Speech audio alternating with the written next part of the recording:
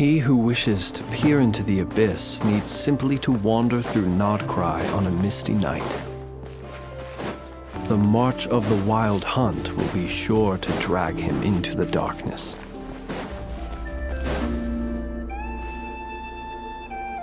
Hey, Llama! It's us! Huh? Vark? Beats me. I had a bit too much to drink last night, and when I woke up, I was on... Mr. Varka is helping to oversee Nasha Town's preparations for Moon Prayer Night. He is here to go... Right, yeah. What do you mean, that too? Yes. Celebrate on this day, the crest... It's an especially welcome event coming off the bat. The big shots in town all agree that... No wonder Catherine said that people weren't so bothered about the religious element. That's right. It's because even the Frost Moon Scions are eager... That's fair. It's a bit like the lantern ride in Liyue. It's a chance for people to enjoy themselves, not debate the existence of the Adepti.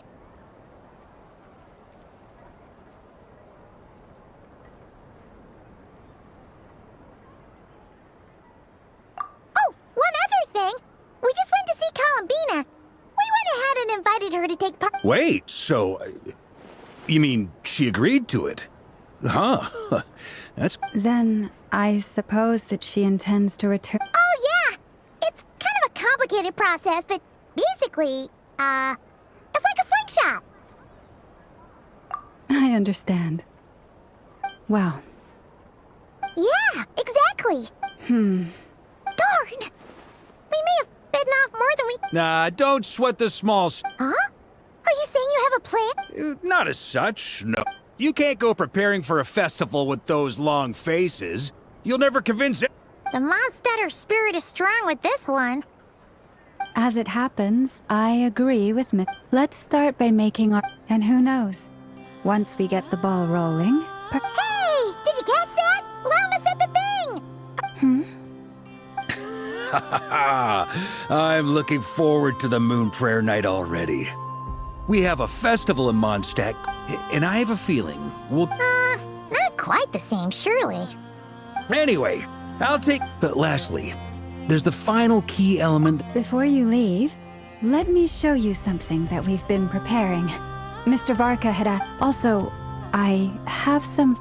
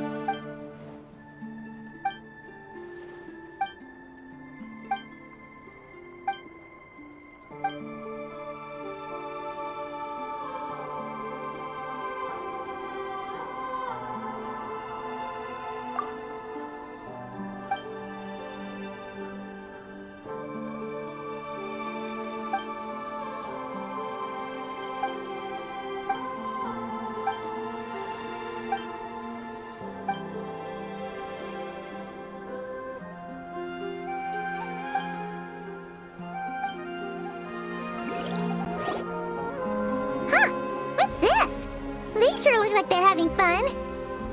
I believe so. Kuhenki seem very skilled at playing drums like these, although I'm not sure where they learned it from. Maybe it's an innate talent? Lunatar! You wanna play? Yeah. She looks... Maybe we can teach her next time if we get the chance.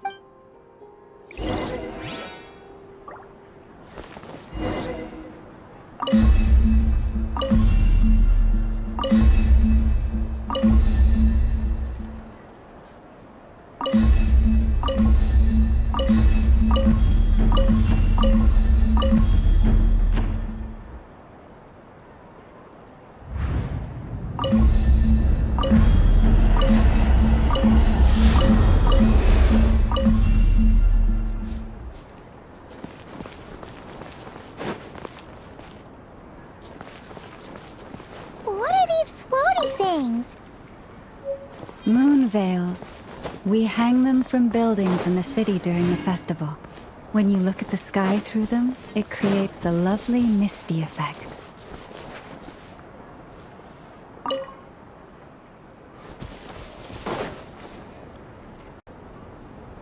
Everyone seems hard at work.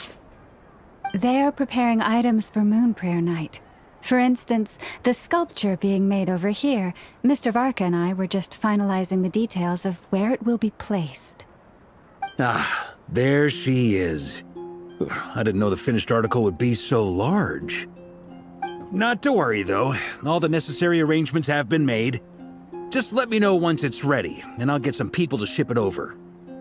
You have my thanks. And over here, we are preparing a very traditional confection. Oh, look at all these colors! It looks great!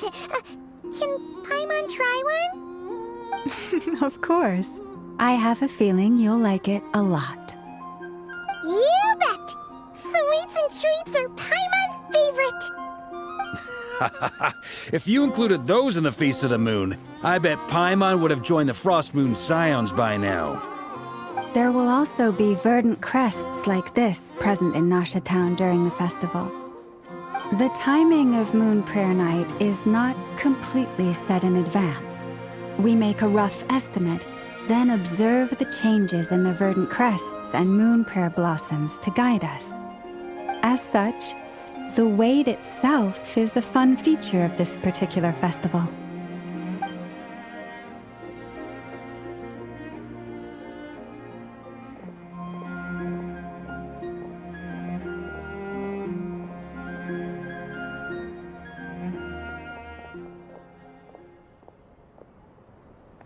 Let's talk here. To tell the truth, I am very surprised to hear that Kutar is willing to participate in the festival. I once asked her if she'd be willing to stay with the Frost Moon Scions. I could introduce her to everyone, and we could be a family to one another. She did not answer, but she has not appeared here since. I took this to mean her answer was no. But if that were the case, she would not have accepted this invitation.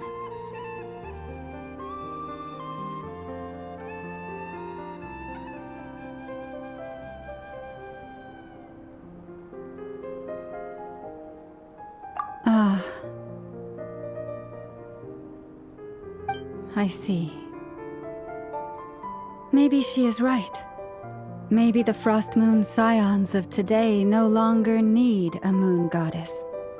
But my wish was not for her to come here and be worshipped as a deity. I simply wanted to offer her a place to stay. I'm sure she believes that showing herself here might invite Fatui intervention, and as such she does not wish to cause us trouble. But what really pains me about all this is that this is her birthplace. She ought to belong here, yet no one has been able to grant her shelter. I think I'm qualified to weigh in here. When someone's about to depart on a long trip, what they need is blessings, not burdens. We should wish her the best, not make the journey harder than it already is. Anyway, she's agreed to attend, hasn't she? All we need to do is simply respect her decision. I see your point. Yes, she will soon depart after all. Our job is to leave her with some happy memories. Besides, who's to say her journey to the moon is a one-way trip? It's not like she can't come back and visit if she wants, right? Paimon agrees wholeheartedly. Festivals are all about having fun, so let's keep it simple.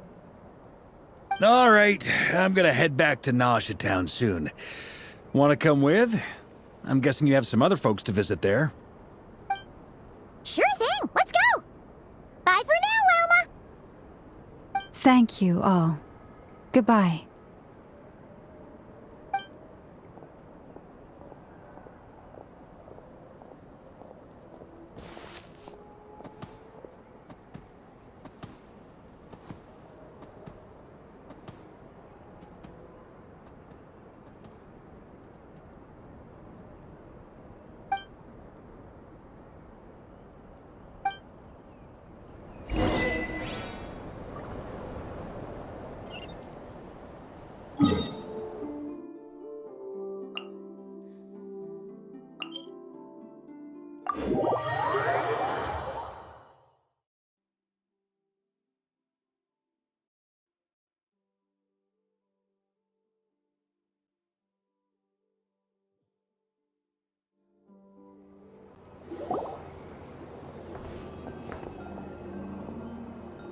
Huh?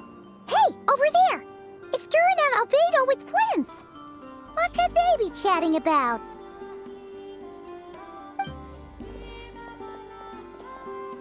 Your guess is as good as mine. Ah, Grand Master, and the Traveler and Paimon. Hello there. It's been a while.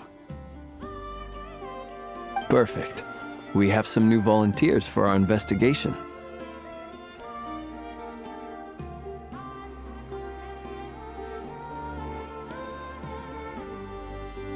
Wait, let me guess. The righteous Lightkeepers are finally ready to hunt down the Abyssal Dragon? Yes, that too. Yeah, right! Oh, wait! Why does everyone keep saying that too? Well, to be precise, the facts match, but Wait, so I guess Half right! Don't act so impressed with yourself. Maybe I can explain. We ran into Mr. Flint's north of Nausea Town. At that time, we just noticed a few abyssal creatures out in the wild, but the strange thing was, I didn't detect any traces of abyssal energy on them at all. On closer inspection, we realized that they were not real monsters, but something akin to reflections in the water, or perhaps a mirage. Huh? What do you mean? Like, you could see them but not touch them? Exactly. It was very peculiar. They roared and tried to attack us, but we could not make any physical contact with them. I think I've heard of things like that happening in Nodcry before, but I don't know much about it. yes, it's a known phenomenon. Mirage-like illusions tend to appear in Nodcry in the run-up to Moonprayer Night. From a distance, they appear quite real. I myself thought that Misters Durin and Albedo were locked in battle with abyssal monsters when I first arrived. But after sharing intel and investigating a little further, we can confirm that these illusions are harmless. There is no great cause for concern.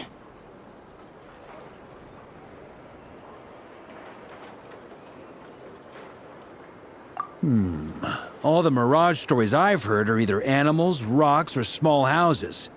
Abyssal monsters, though? That's a first. It's a first for me, too. So I'm planning to look into it further just to be on the safe side. I intend to inspect a few more locations. What about you two? Any plans? Alice contacted me a few days ago. She'd like me and Durin to assist her with an experiment.